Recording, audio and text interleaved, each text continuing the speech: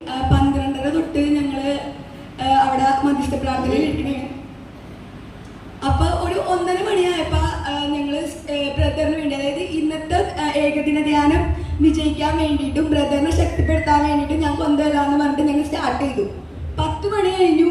പിന്നെ രണ്ടാമത് എത്ര ദിവസം ഇവിടെ സ്റ്റാർട്ട് ചെയ്യലും ഞങ്ങളെല്ലാം ഇന്നത്തെ നടന്ന എല്ലാ ശുശ്രൂഷകളും ഞങ്ങൾ ചെവി കൊണ്ട് കേൾക്കുകയാണ് ചെയ്തത്.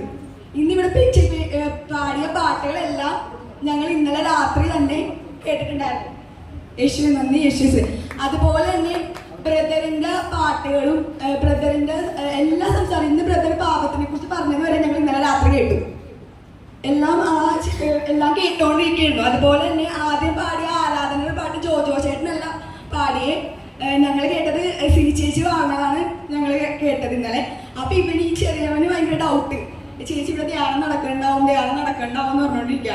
എന്നിട്ട് രാത്രി ഞങ്ങൾ ഇവിടെ വന്ന് ഇവനെ കാണിച്ചു. പക്ഷെ ഇവിടെ ഒന്നുമില്ല, അവനും കേട്ടോണ്ടിരിക്കായിരുന്നു. ഹല്ലേലൂയ. എല്ലാം ഇന്നലെ നടന്ന എല്ലാം ഞങ്ങൾ ഇന്നലെ ചെവിയോണ്ട് കേട്ടോണ്ടിരിക്കുകയായിരുന്നു.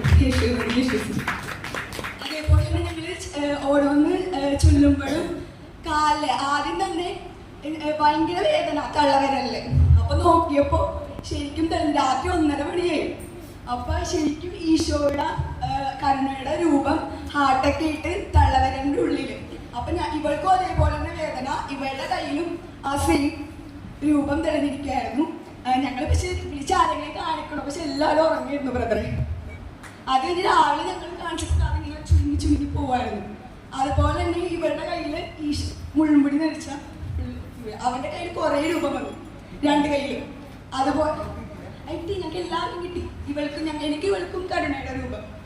പിന്നെ ഞങ്ങള് 4 പേരുടെ കയ്യിലും സെയിം പോലെ വെള്ള കളറ്, അങ്ങനെ റെഡ് കളറ്.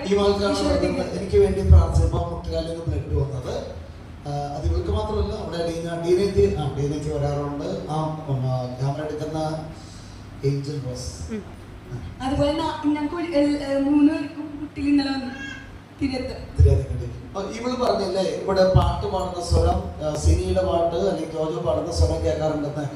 ഇവിടെ പ്രഘോഷണം കേൾക്കാം. അത് ഈ ധ്യാനത്തിന് മാത്രമല്ല, എല്ലാ ധ്യാനത്തിനും കേൾക്കാറുണ്ട്. പലരും വന്ന് തുറക്കാറുണ്ട്. ഒന്നും ഉണ്ടാവില്ല. അത് ഞങ്ങളുടെ പഴയ ധ്യാനത്തിന് മുതൽ തന്നെ ഉണ്ടാവാറുണ്ട്. അത് 3:30 മണിക്ക്, 1:45, 2 മണിക്കൊക്കെ ജനങ്ങൾ വന്ന് തുറന്നു നോക്കുന്നവരാണ് പോയിട്ട്. മക്കളെല്ലാവരും എഴുന്നേറ്റ് എന്താ നിനക്കെന്താ പറയാനുള്ളത്? ഇന്ന് രാവിലെ അന്നചേച്ചിയുടെ മറ്റേ സാക്ഷ്യത്തിനാണെങ്കിൽ ഞങ്ങൾ അന്നചേച്ചിക്ക് പ്രാർത്ഥിക്കായിരുന്നു.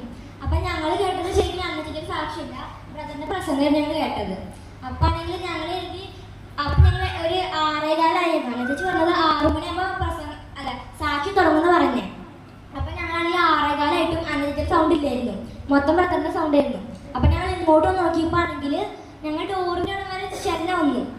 അപ്പൊ ആണെങ്കിൽ ഡോർ തുറന്ന് നോക്കിയപ്പോ ആണെങ്കിൽ ഡോറിന്റെ അവിടെ വരെ ബ്രദറിന്റെ സൗണ്ട് ആയിരുന്നുണ്ടായിരുന്നേ. ഡോർ തുറന്ന് നോക്കിയപ്പോ അന്നത്തെ സൗണ്ട് ആയിരുന്നു. പിന്നെ ഡോർ അടയ്ക്കുമ്പോ ബ്രദറിന്റെ സൗണ്ട്.